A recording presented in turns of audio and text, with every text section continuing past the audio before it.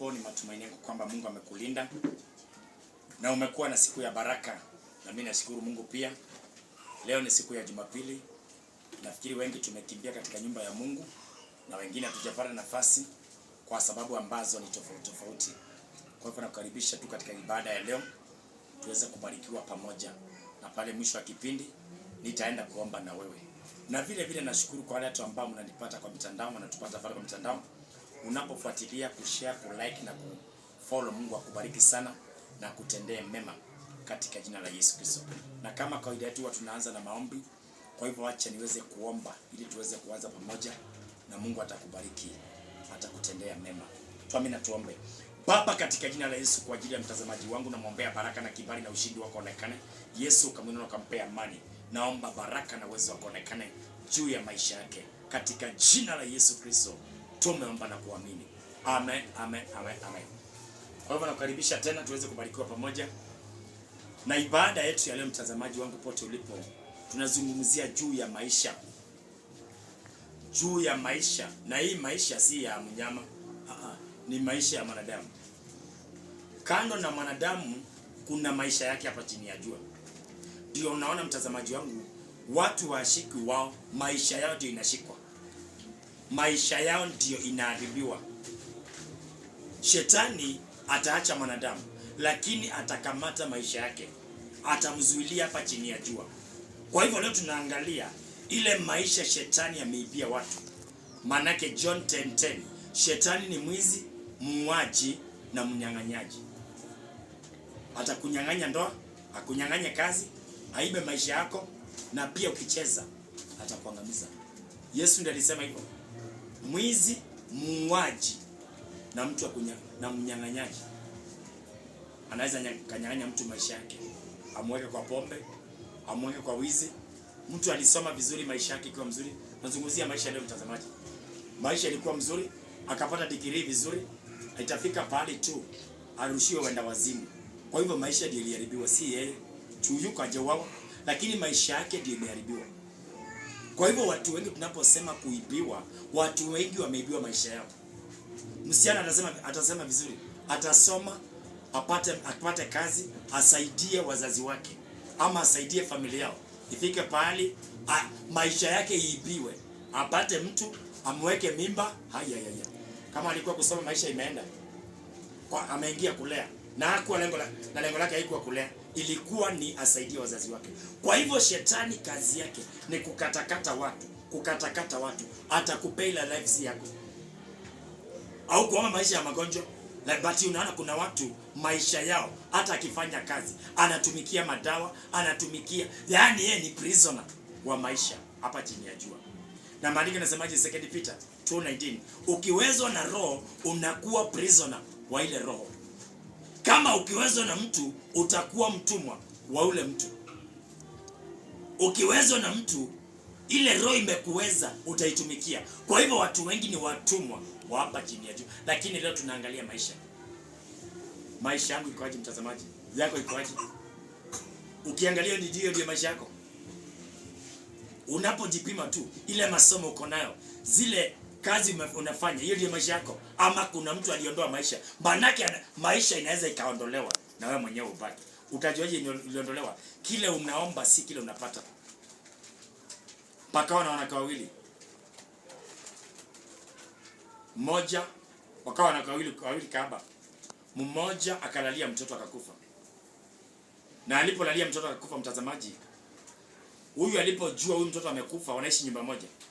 Alipojua huyu mtoto amekufa, akachukua mtoto, akapelekea mwenzake ile kitanda amelala. Na akachukua mtoto wake, akamrudisha hapa kwake. Kuna watu walifanywa hivyo. Shetani akaua maisha yako na akaenda akaokota maisha ya mtu mahali fulani ama hali ya mtu fulani akakuletea. Hasa leo tunazungumzia maisha. Hiyo ndiyo maisha yako. Na hiyo ndiyo maisha yako. Madeni ndiyo maisha yako. Unafanya kazi lakini uko na madeni. Roho ya kudaiwa. Unafanya kazi lakini ile pesa ikusaidii. Hiyo ndiyo maisha yako. Kule unaishi ni wapi? Unajua maisha itaendanisha na mtu. vile atakaa. Mtazamaji wangu, ushashuhudia watu mtu alikuwa na pesa, magari kwa barabara, anaishiwa mpaka hata kama alikuwa na maduka. Yaani unapata ni wa kuombaomba. Hiyo ndio nazungumzia. Kwa hivyo kuna mtu na kuna maisha. Leo tuna talk about life. Maisha ya hapa chini ya jua. Nitataja tu kidogo ndio ningie kwa maandiko. Yeremia akawaambiaje? Akawaambia kwanza limeni shamba, mjenge nyumba, baadaye muoe. Jenga shamba, lima shamba, jenga nyumba, baadaye muoe na muongezeke. Na mtakie ule mji ambao umechukuliwa mateka amani. Kwa hivyo maisha iko mbele ya mtu. Deuteronomy, Mungu akaambia Waisraeli, nimeweka mambo mawili. Nimeweka uzima, nimeweka laana. Chagua. Kuna kuchagua. Na pia maisha kuna kujitaka mkutano. Hii ndio maisha yangu ile ambaye nilitisha Mungu. Na kingine niongee kwa Wakristo, wale mnaniangalia Wakristo, wale mko pale. Maombi si maisha. Kuna nabii yako hapa. Na kama ningekuwa singeenda kwa mazishi yake mimi mwenyewe. Kama ningekuwa singeenda kwa hiyo mazishi. Sababu amekufa na akona deni na nabii. Na kwa Biblia. Maoni yangu ni nabii na amekufa akiwa na deni. Kwa hivyo kutafuta Mungu si pesa. Pesa ni laini nyingine. Ndio nataka niongee na wale wa Kristo ambao tumekuwa tumefunga, tumekuwa katoloni, tumekuwa mahali. Kufunga ni vizuri. Elewa hiyo ni maombi. Utafunguka ulimwengu wa kiroho. Lakini maisha ya hapa lazima ufanye kazi ili ufanikiwe. Maisha ya hapa lazima ufanye kazi. Mungu akaambiaje? Mtu wa kwanza anaitwaje? Adam. Kwa jasho lako utakula chakula cha kondeni. Kwa hivyo kufanikiwa hapa chini ya jua ni kukata jasho. Gari haitaleta na maombi. Hakuna siku utafunga usikie Range Rover iko pale nje, uongo wako. Hakuna siku utafunga usikie ati mwindi amekujia kwa nyumba, uongo wako. Itabidi uokoke na uwe na maisha ya hapa chini ya jua. Kuna watu hawana maisha hapa chini ya jua. Kwa sababu gani? Hawajafanya kazi. Kule wale wakaambiwa walimu. Yeremia. Kitabu cha Yeremia, mtazamaji wangu. Wacha nianze na Yeremia ili tukuje kwa hii nyingine. Na Mungu akubariki sana katika jina la Yesu Kristo. Yeremia, uko wapi Yeremia? Where are you, Jeremy?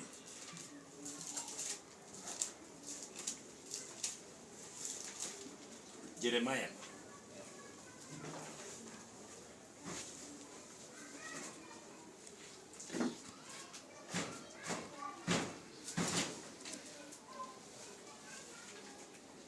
Yeremia 29, mtazamaji wangu, tumeanza maandiko sasa. Yeremia 29 verse 1. Na Mungu atubariki. Inasema hivi. Wacha nianze 1 ndio tuingie kwa kichwa cha neno leo. Mwanzo wa maneno haya ndio maneno ya waraka ambao nabii Yeremia aliupeleka kutoka Jerusalem kwa hao waliobaki, kwa wakuu waliochukuliwa mateka, na kwa makuhani, kwa manabii na kwa watu wote ambao Nebukadnezar aliwachukua mateka toka Jerusalem hata Babylon. Hapo walipokwisha kutoka Jerusalem,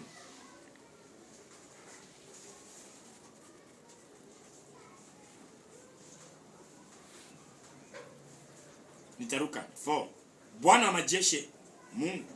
majeshi, Mungu wa Israeli awaambia hivi: watu wote mliochukuliwa mateka, niliyewafanya mchukuliwe mateka Jerusalem mpaka Babeli.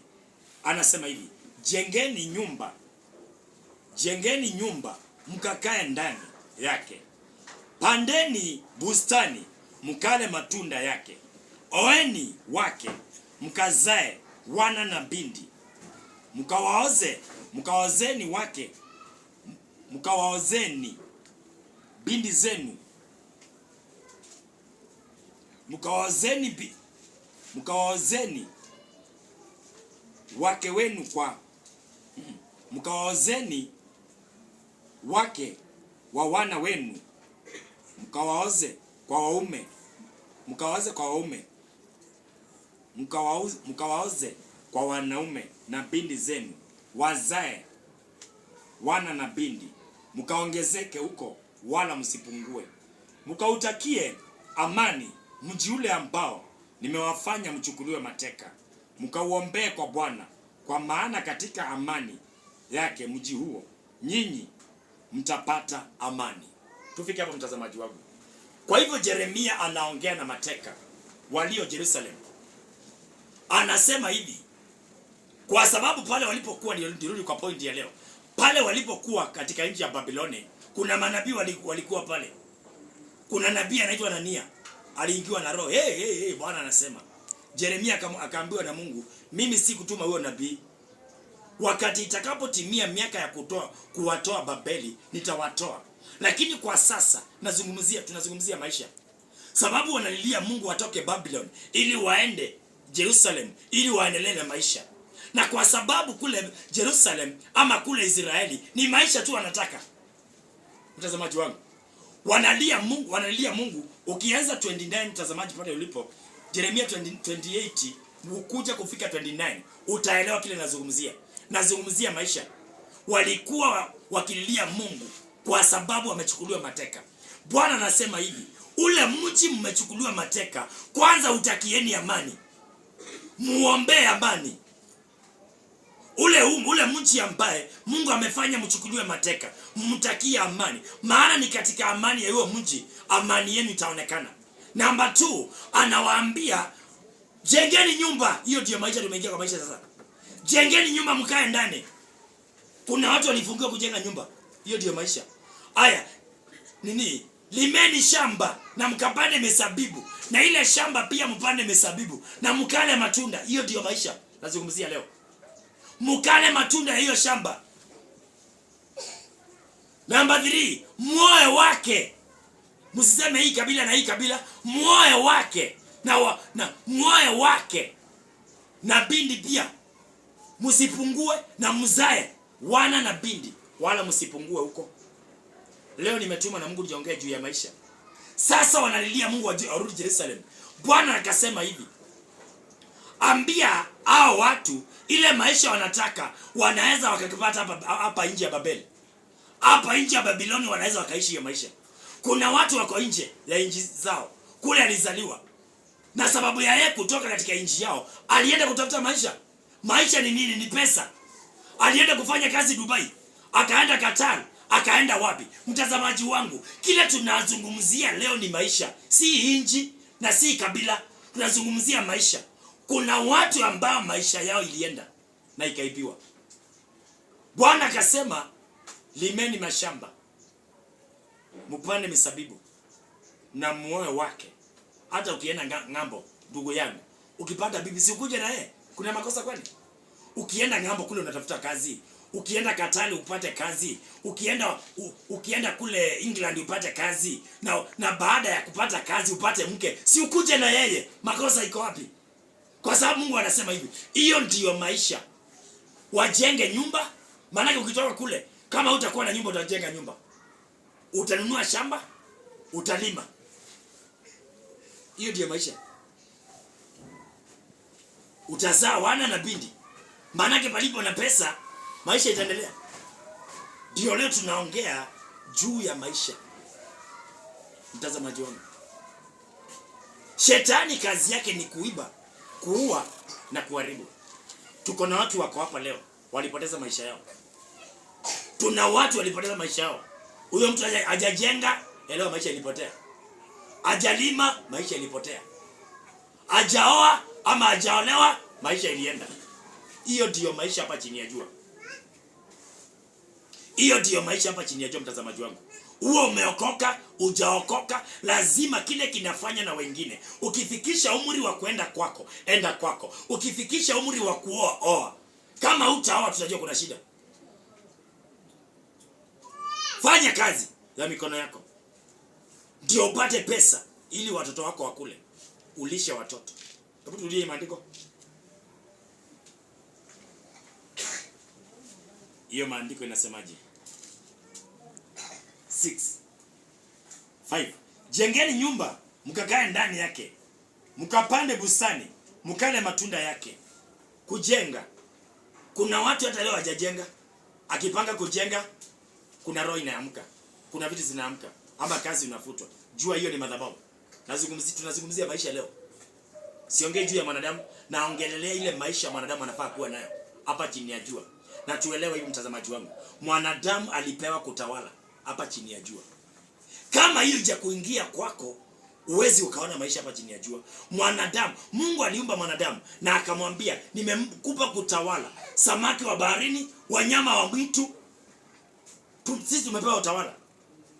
Tumepewa kutawala. Wakati Yesu alikuwa hapa duniani, akaambia mitume, nimewapa mamlaka.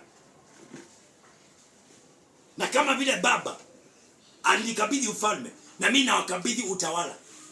Yesu anasema hivyo. Kama vile Baba alimkabidhi ufalme aje nao hapa chini ya jua, naye Yesu anasema ametukabidhi utawala. Sisi ndiye watawala. Sisi ndiye wasemaji kwa ufalme wa mbingu. Sisi ndiye wasemaji katika ufalme wa Yesu Kristo. Sisi ndiye wanenaji katika ufalme wa mbingu. Kama hujajua, kama hujajua alijua leo, wewe ndiye mnenaji kwa maisha yako. Juu kama utanena, waganga wakinena itatimia. Kama utanenea watoto wako, kuzimu kukinena itatimia. Kwa hivyo sisi ndiye mabalozi wa Yesu Kristo. Mtazamaji wangu, tujenge nyumba, tununue shamba. Hiyo ndio maisha. Lakini kuna wale tulioa kabla hatujanunua shamba, pole sana. Hajasema hivyo. Rudie maandiko vizuri. 5. Jengeni nyumba, mkakae ndani yake. Mkapande bustani, mkale matunda. Baada ya kujenga nyumba, panda miti. Panda miti. Mungu alipoumba mwanadamu, alipoumba nchi, kwa kile kilifuatia, alisema na kuwe miti. Miti ikawa. Mungu ndiye mpaji wa miti wa kwanza. Alisema watu wapande miti huko Babeli. Huko tu. Sababu ikitimia miaka ambao anafaa warudishe, atawalete katika nchi yao. Na juu ni maisha wanalilia, akawaambia, jengeni nyumba mkae ndani yake. Baada ya kujenga nyumba, panda miti. Twende na point 2.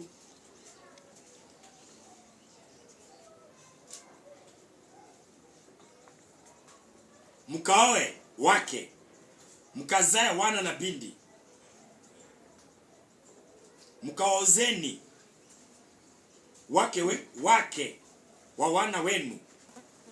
Mkawaoze kwa wanaume binti zenu, wazae wana na binti. Mkaongezeke huko, wala msipungue. Haza kuoa ni namba 3. Kwa hivyo kwanza ni kujenga. Haina makosa wengine, sababu wengine tulioa kabla. Kujenga, kulima shamba, namba 3 ndio unaoa. Hiyo ndio maisha hapa duniani. Kuna mtu hajaoa, hajaolewa, maisha yake imekamatwa. Kuna mtu hajajenga nyumba. Kwa hivyo hakuna mahali ataishi. Tunaambiwa jenga nyumba ndio muishi ndani ya nyumba. Hatuishi nje. Jenga nyumba, ishi ndani ya nyumba. Ingine, panda miti kule kwa nyumba yako. Hiyo ndio maisha hapa duniani. Lakini ukiangalia watu wengi maisha imeibiwa. Imeibiwa. Akijaribu kujenga nyumba, kazi inaisha.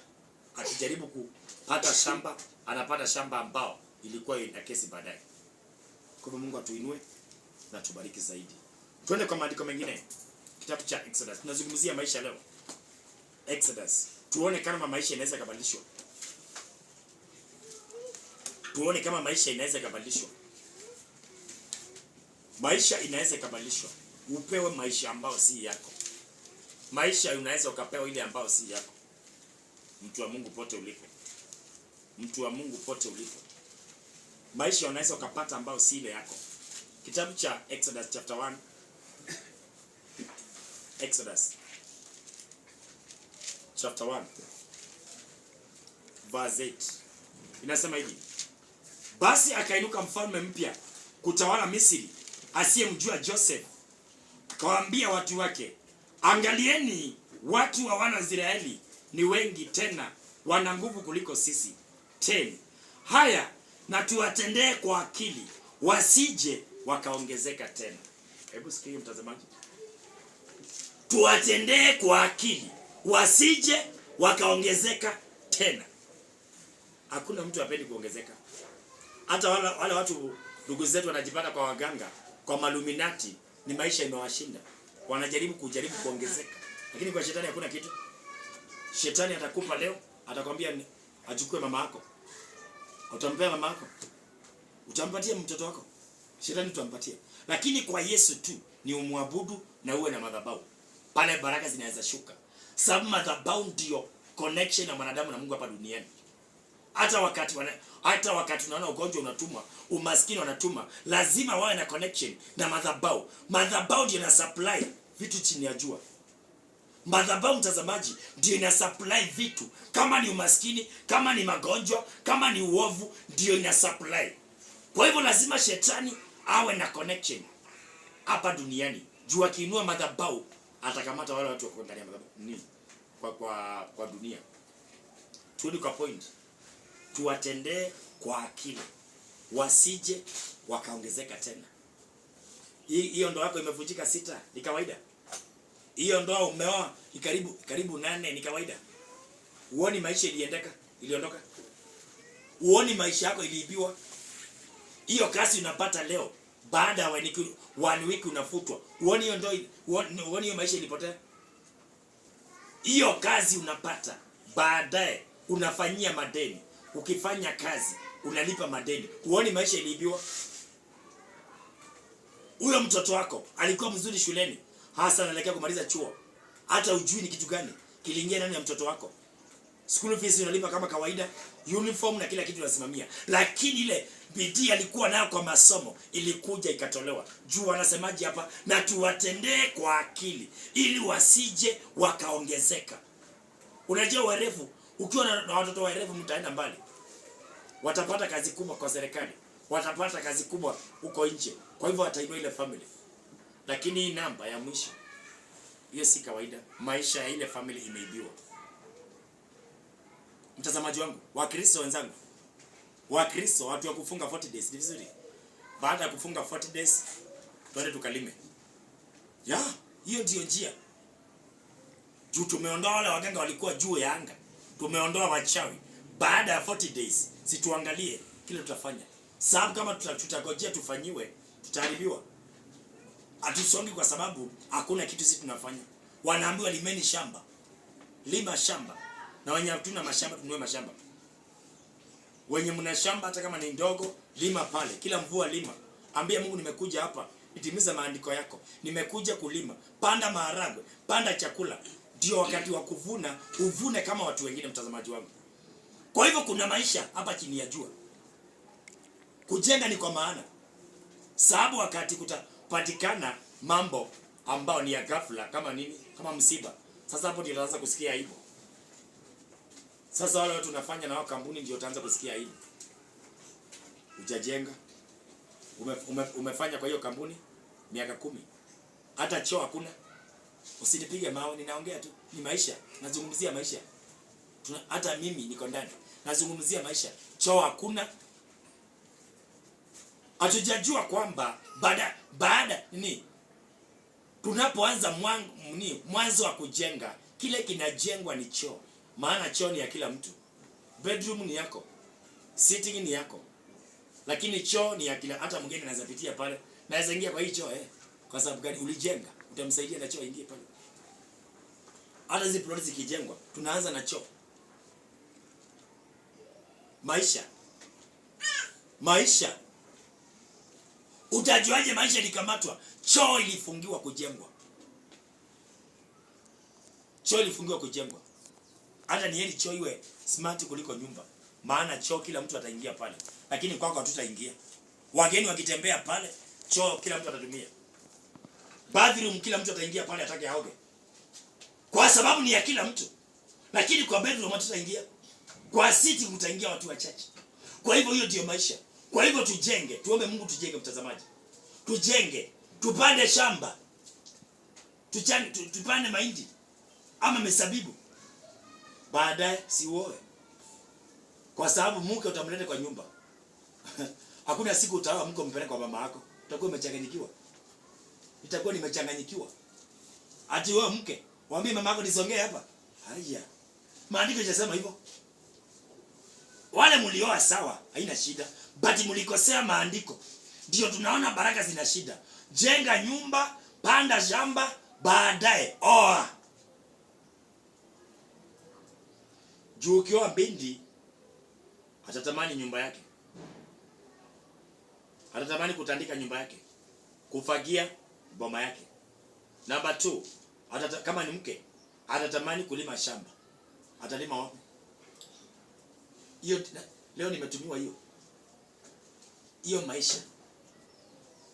Nimesema hata kama shamba ni ndogo, tulime hiyo. Uwe na maisha hapa chini ya jua. Kama ni mifugo, hata kama ni mbuzi 2, mbuzi 3, kuwa nazo. Kama watu, unajua kuna life ya mwanadamu hapa chini ya jua.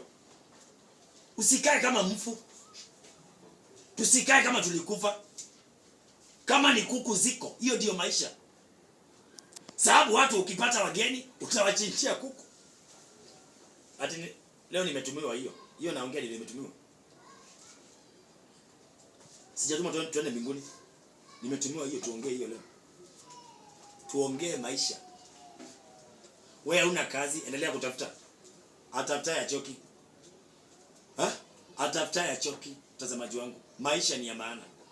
Ndio naona mtazamaji, kama tutafungua maisha, hata wale tutazaa hapa duniani hawatakuwa na maisha. Watakuwa na mahangaiko tu. Si babangu alifungua maisha?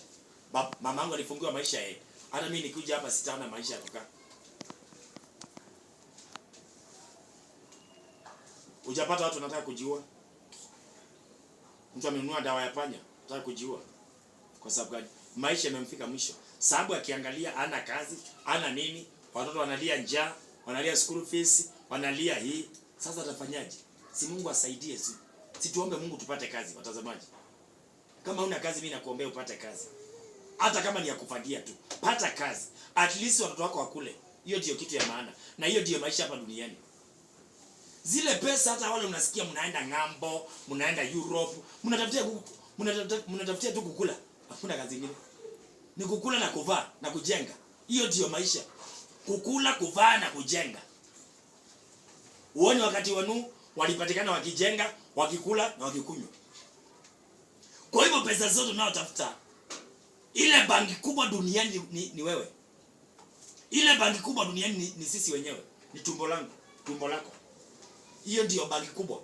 Hiyo ndio banki kubwa. Banki kubwa ni kukula, kuvaa na kuenda tua na kutembea.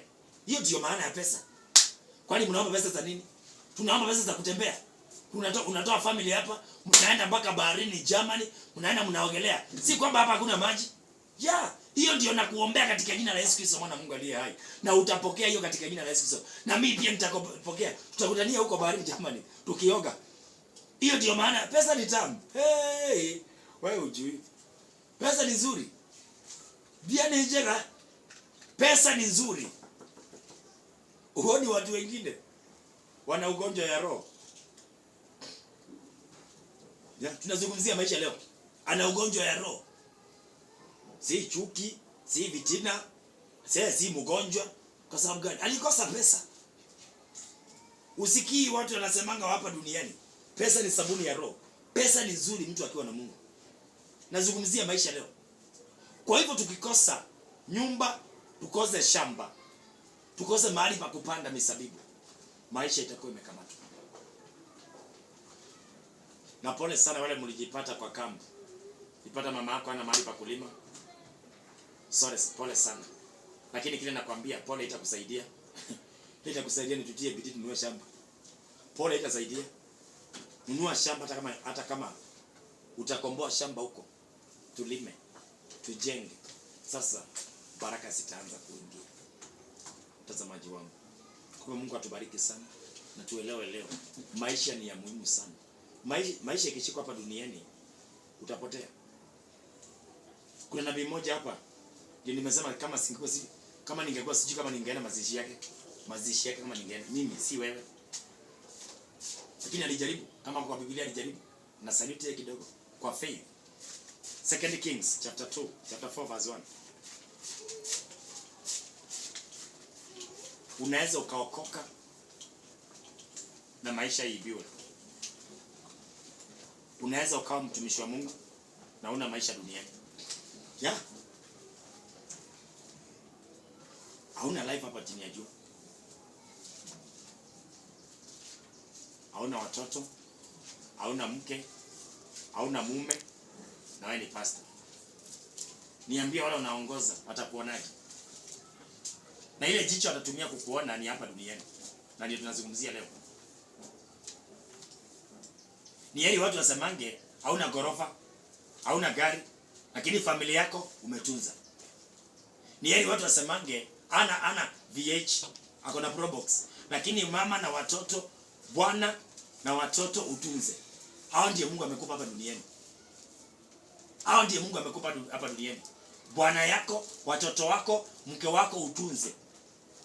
Hao ndiyo maisha yako hapa duniani. Wakati Abraham alimaliza miaka hapa duniani, Ismail sijui alitoka nchi gani akaja na Isaac kuja kuzika baba yao. Hata kama ni wa maid, ni wa Ibrahim. Wakaja wakazika baba yao na wakapata baraka za baba yao. Kwa hivyo hawa watu na watunza, sababu ndio kesho yetu. Hawa watoto, mtazamaji, wakati utakuwa hauna nguvu, wao ndio watakulisha. Ile suti utavaa wakati utakuwa hauna nguvu ni kile ulipanda kwa watoto. Na tujiulize hivi wazazi, tunapandanga nini kwa watoto? Watoto tunaweka maisha gani? Kama una pesa, siweke watoto maisha mazuri tu. Saa zingine ingiwa na maringo kidogo tu. Maringo kidogo tu. Yeah. Ukipata pesa kwa sababu walikuwa huna, si ufanye maringo. Unajua midomo itaongea, ndio wapate kitu ya kuongea. Juu kila waliongea wiki kiliisha, si wiki wapate kingine ya kuongea. Kila waliongea last week iliisha. Wiki hizi wajaribu uwapatie. Na ikiwezekana ujipige picha ukiwa na familia. Mkiwa mahali mnakula tu. Ndio wapatie ya kuongea hiyo wiki. Tazamaji wangu, uwapatie kitu ya kuongea that week. Kwa sababu kile Mungu amekupa hapa duniani ni family. Wale watu ambao waangalie familia zao mnakosea pakubwa. Hao ndio kesho yako. Mimi napenda sana wale wazazi tuko na wao. Hata akiwa ushagua na inua simu. Nauliza familia mnaendeleaje? Mkiwa mjini. Mmekula Anatakia watoto mazuri. Sababu anajua hata akiondoka duniani, wao ndio watajaza gapu yake hapa chini ya juu. Tupende watoto. Tupende familia.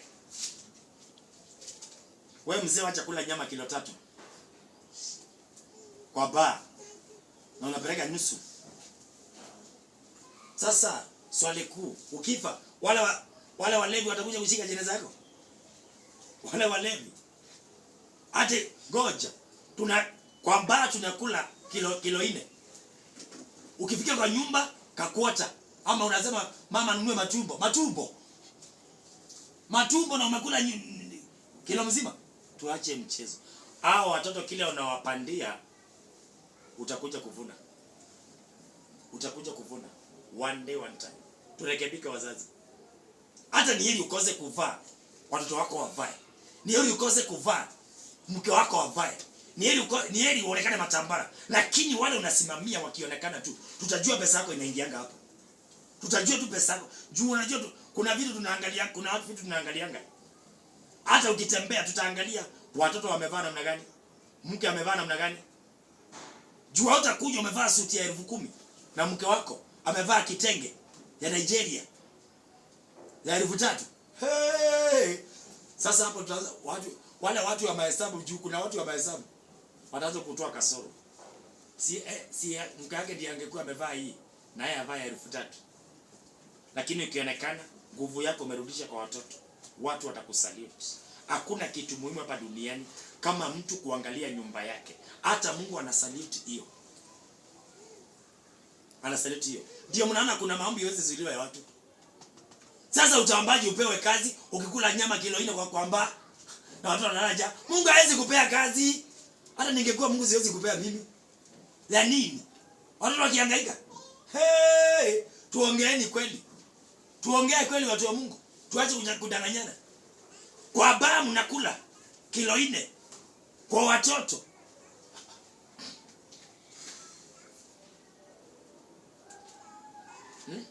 Unasikiangaje wakati wake za watu wamesimama pale? Wakipigwa picha, wakiongea na mic. Mimi naitwa mke wa fulani, na mke wa fulani. Hasa naambia wako wasitokee, juu atakuaibisha. Wako na mami wewe usitokee pale. Si unajua tu vile ulivyo. Si vile ulivyo, mweke ile maisha ambao unaweza.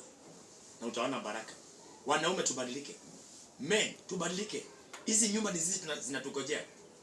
Mwanaume ni kichwa, mwanamke ni shingo. Hizi nyumba zinatungojea. Peleka watu outing, hata kama ni wapi. Mwende tu mpigwe picha, mkunywe kahawa. Hiyo italete baraka. Hebu nikupe mfano mtazamaji wangu. Angalia zile families zinapenda kwenda outing sana. Baraka ziko kwao. Kwa sababu mama amefurahia, umefungua roho yake. Watoto pia wamefurahia. Wamecheza na maji, wamefanya hii, wamefanya hii. Hasa ndio maana nikasema leo nitazungumzia maisha. Juu kuna watu wajui maisha. Maisha ni pesa. Kwa hivyo kama utafanya hayo yote, omba mbingu iachilie pesa. Kama utapeleka mama out, pesa itaachiliwa. Lakini pesa itaachiliwa, upeleke mke wa pili out. Yule ambaye hatumjui, hapo pesa itakwama. Hapo pesa itakwama.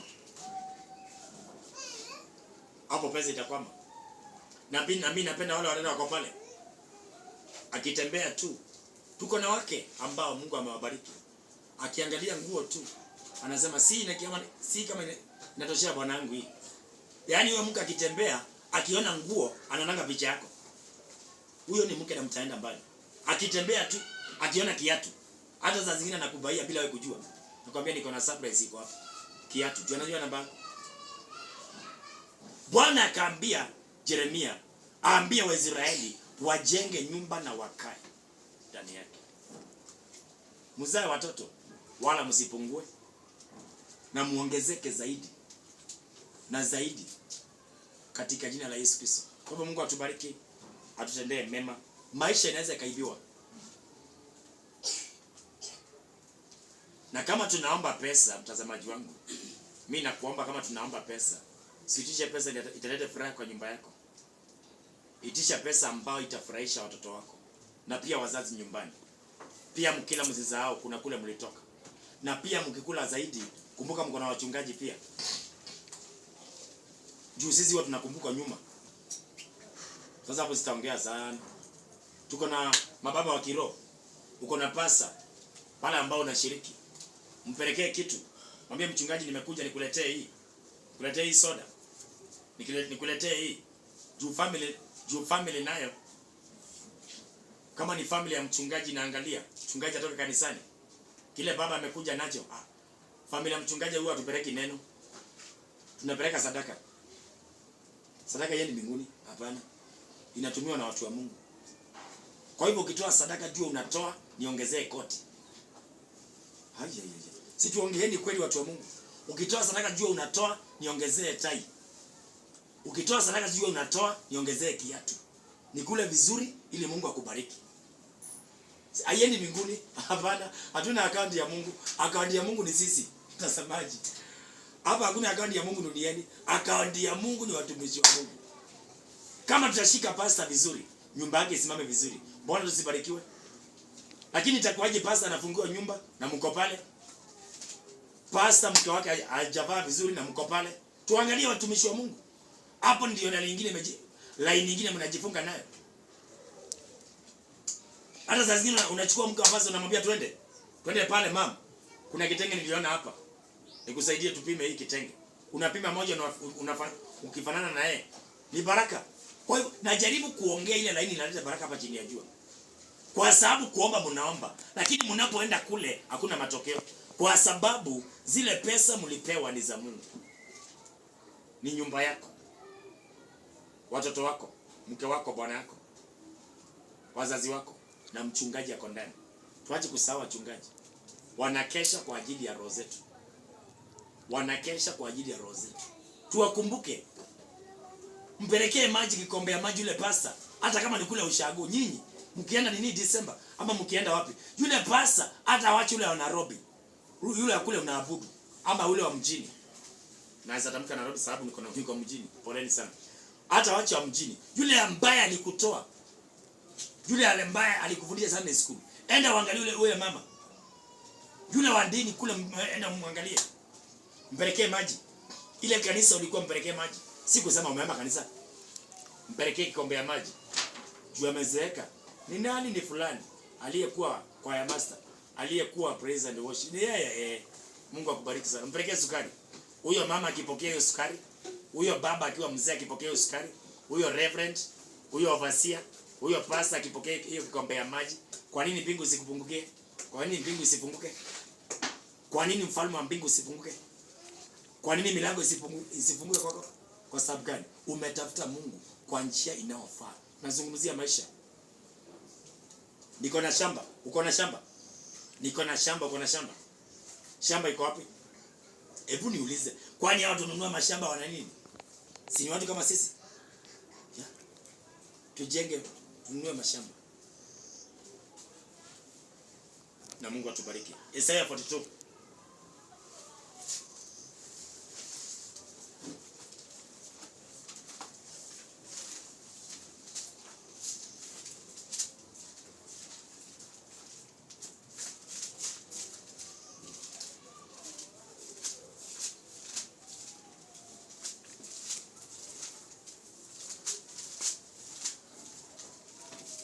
The book of Isaiah 42:22 inasema hivi Biblia yangu mtazamaji.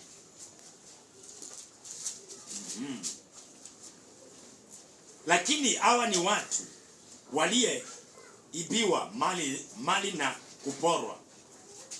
Wote wamenaswa mashimoni, wamefungwa gerezani, wamekuwa kama mawindo bila mtu kuwaokoa. Sasa hiyo ndiyo maisha kuibiwa. Au kuacha brother yako kama anakunywa pombe. Hebu nikuulize mtazamaji wangu pale ulipo. Unaweza sikiaje brother yako akiitwa mwizi? Hebu jiweke kwa hiyo kiatu, utafeel aje? Watu wa mjini wanasema kufeel. Mimi siwezi kufeel. Utasikiaje? Utasikiaje kazini yako akisema, watu wakisema choma na tairi? Utafurahia? Huwezi furahia. Utafurahiaje mama yako akiitwa mchawi?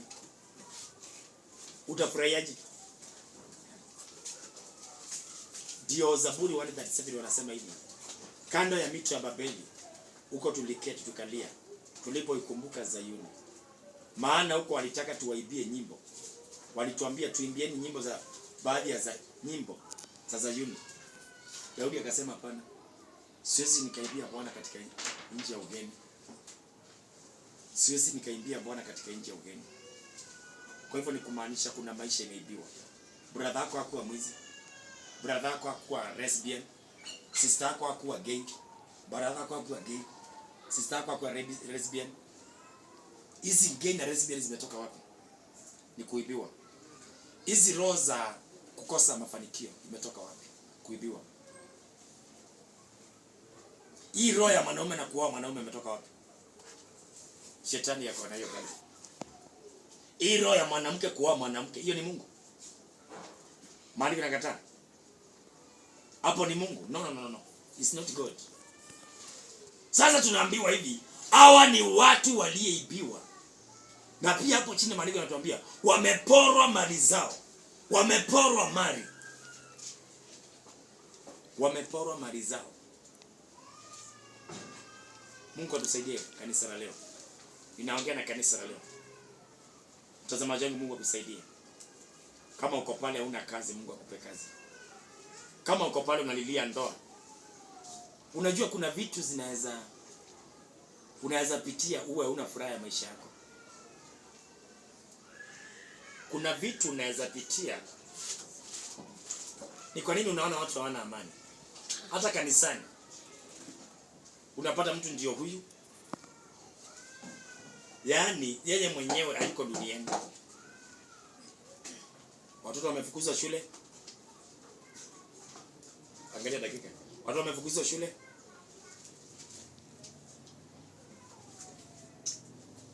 Nyumba haina chakula. Nini hiyo? Kosa maisha. Utapataje chakula kama una pesa? Utapataje chakula kama hujalima? Kuna watu wanapitia mangumu, mtu wa Mungu, na wako pale mnanitazama. Kuna watu maisha si hiyo. Mungu kile naweza fanya tu ni kuwaombea. Sina pesa, sina msaada. Hata ningekuwa na msaada, huenda msaada uweze kukufikia pale ulipo. Juu sijui unanitazama ukiwa wapi. Huyo mzee hapo hivyo ameibiwa. Huyo mzee kuchukua mke wa pili, kuchukua maid ni kuibiwa, ameibiwa. Mzee mmekaa 50 years. Sasa after 50 years amekugeuka. Mke mmekaa 70 years. Sasa amebadilika. Sasa hiyo ndio inatia watu machungu. Na ndio inaleta shida kati ya watu. Ndio nikasema leo tutakuja kuzungumzia maisha. Kuna watu wako tayari kujigongesha gari, kula madawa kufe. My friend, usijue. Relax. Relax. Yesu yuko. Relax. Maandiko yananiambia hivi. Leo kinaweza kuwa usiku mzima, lakini asubuhi furaha yake. Wewe uliyetafuta kazi miaka 4 uko pale. Don't give up. Usife moyo. Mungu atakusaidia. Unazungumza na wale wanapitia maisha magumu. Wewe hujalipa nyumba. Umefungua nyumba. Bado Mungu yuko. Hiyo maisha itapita. Haijalishi, hiyo maisha itapita. Hiyo ni mapito. Bwana anasema hivi, majaribu yakizidi atafungua mlango wa kutokea ili uweze kustahimili yale majaribu. Dada yangu, wewe ni mzuri. Umekosa mtu wa kukuoa, jipe moyo, mwaka huu ni mwaka wako. Na kutabiria mwaka huu kama mtumishi wa Mungu. Mwaka huu ni mwaka wako. Mwaka huu ni mwaka wako. Mungu akumbuke. Pia alikumbuka tumbo la Ana. Mungu akumbuke tu kilio chako. Hicho kilio tukifikie Mungu. Hicho kilio tukifikie Mungu. Hiyo maombi umeomba tu. Nasikia tu kwa spirit yangu hiyo maombi imetosha. Hiyo maombi imetosha. Ulifukuzwa. Ukaambiwa hivyo si yako. Uko na kilio cha mama mkwe. Anachukua bwana yako. Anampatia maneno ambayo si mazuri. Dada, jipe moyo. Mimi najua kuna siri moja, magoti. Magoti inaweza ikajibu maombi. Naongea na watu wamepitia pain. Una uzito. Hata kukula inakushinda. Unaweka chakula kwa meza tu unaangalia. Unakunywa maji unaenda kulala. Jipe moyo. Nimekuja nikutie moyo. Maisha ni safari. Number 2, maisha ni vituo. Wana wa Israeli wako na kituo kimoja. Kila area walikambu kila area. Kwa hivyo hiyo ni kambu tu. Na utatoka pale. Utatoka pale. Usiingiwe na nafasi, usiingiwe na roho ya kwenda kuibia watu. Utauawa. Utapatia hilo nafasi. Hiyo si maisha yako. Mungu atakupa maisha yako.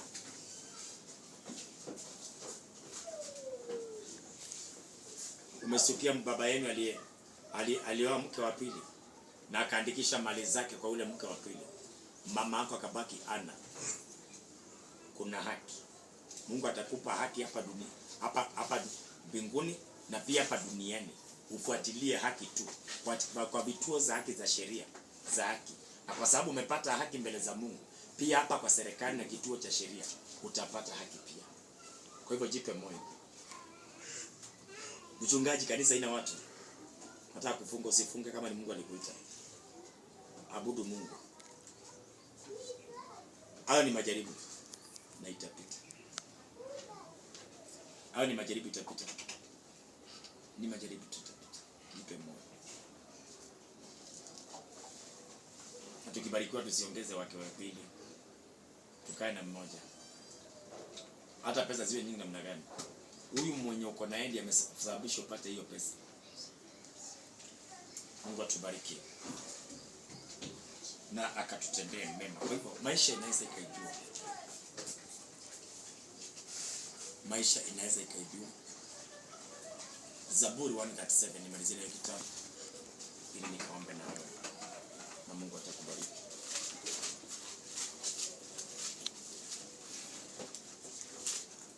Zaburi 137.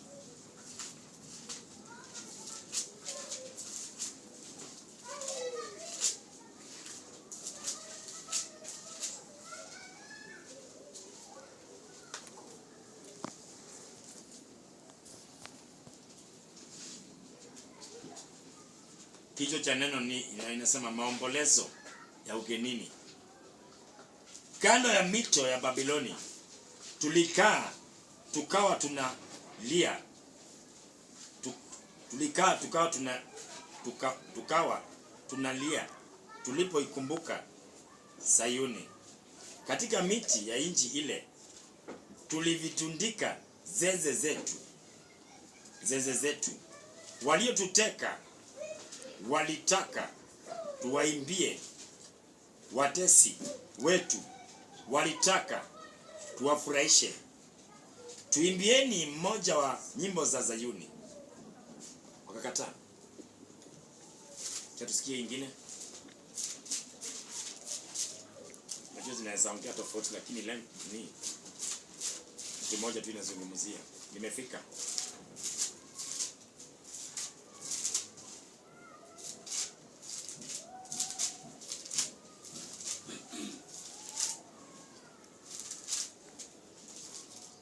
Kando ya mito ya Babeli ndiko tuliketi tukaikumbuka, tukalia tulipoikumbuka Zayuni.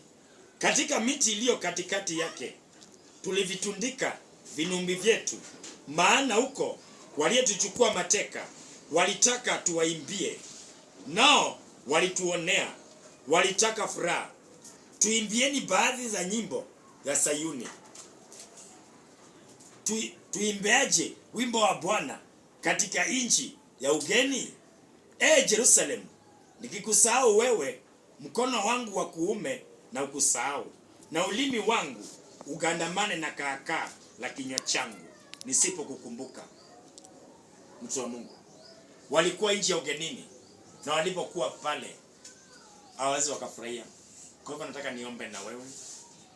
Kuna watu mlipoteza maisha, nitakuombea tu na naamini Mungu atatenda, sababu anasema nikikusahau wewe, ulimi wangu na ugandamane na kaka. Neema itatosha na Mungu atakubariki. Kwa hivyo jipe moyo. Hayo ni mapito. Umetoa nyimbo zako, hauna nguvu ya kwenda studio. Yesu analeta nguvu. Atalete mtu kusimama na wewe. Ataleta watu kwa hiyo ministry yako ya uimbaji. Pastor, utaletewa watu tu kwa hiyo huduma yako. Kwa hivyo jipe moyo. Jipe moyo. Hubiri kweli na jipe moyo tu. Saa zingine inaumiza, but jipe moyo na Mungu atakubariki na atakutendea mema. Nataka niombe na wale watu wanalia pale. Uko pale umekuwa na kilio. Nataka niombe na wewe. Nitaombea mahitaji baadaye. Lakini wale mko pale ambao hii message ni kama yako, unasikia ni kama nilikuwa nimetumwa kwako, niruhusu tu niombe na wewe kwa dakika chache tu. Wale unasikia hii message ni yangu, niruhusu tu niweze kuomba na wewe. Na naamini Yesu atatenda, atakuinua, atakubariki. Hata tunaopitia maandiko yanasema hivi, kitabu cha Ayubu, kunao matumaini ya mtu aliyekatwa utachipuka. Na hapo chini nasema machipukizi yake hayatagoma. Kwa hivyo enyi mliyesahauliwa na watu wenu, wewe uliyetupwa na watoto na mzee. Na just imagine mke mwingine akaingia pale.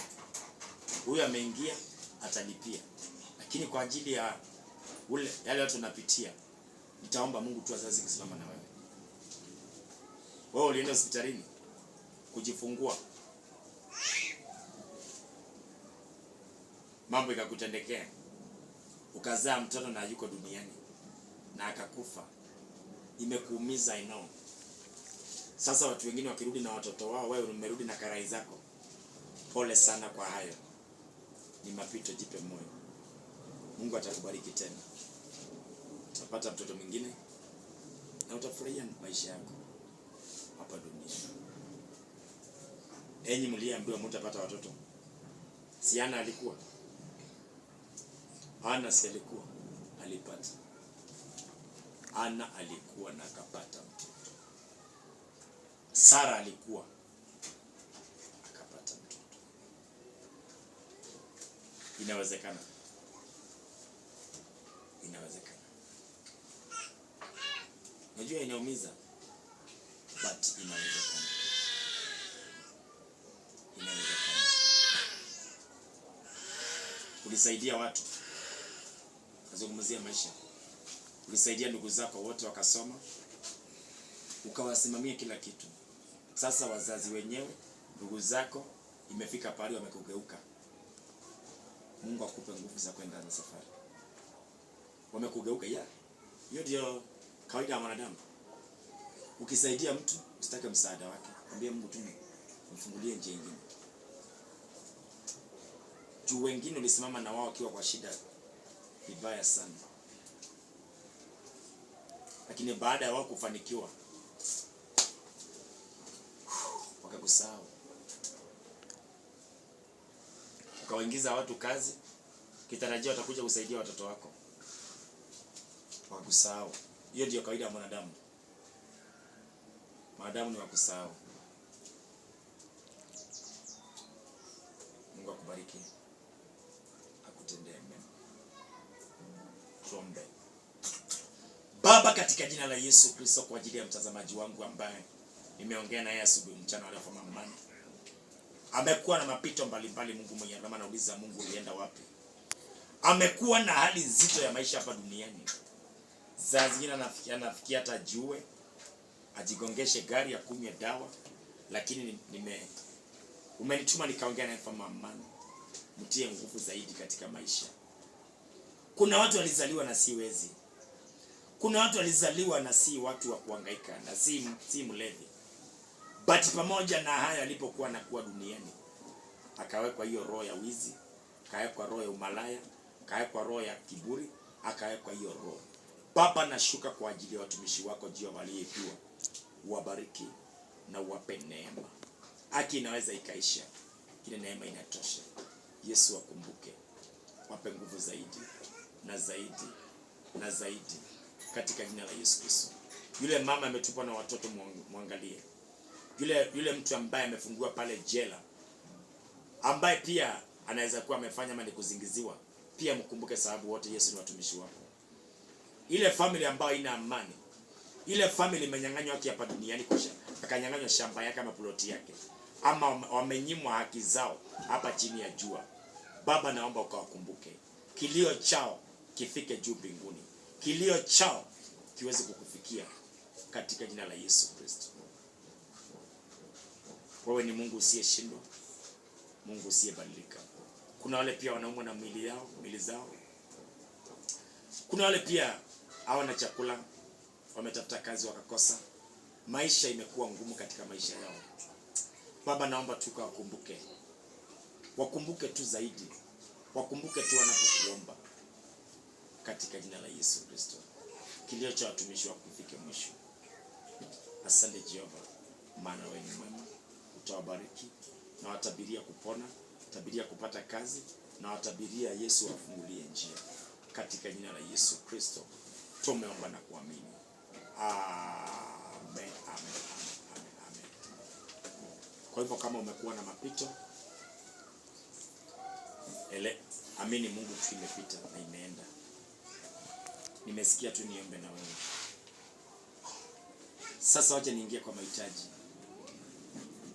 Our special ni wale ambao nilikuwa nimetumwa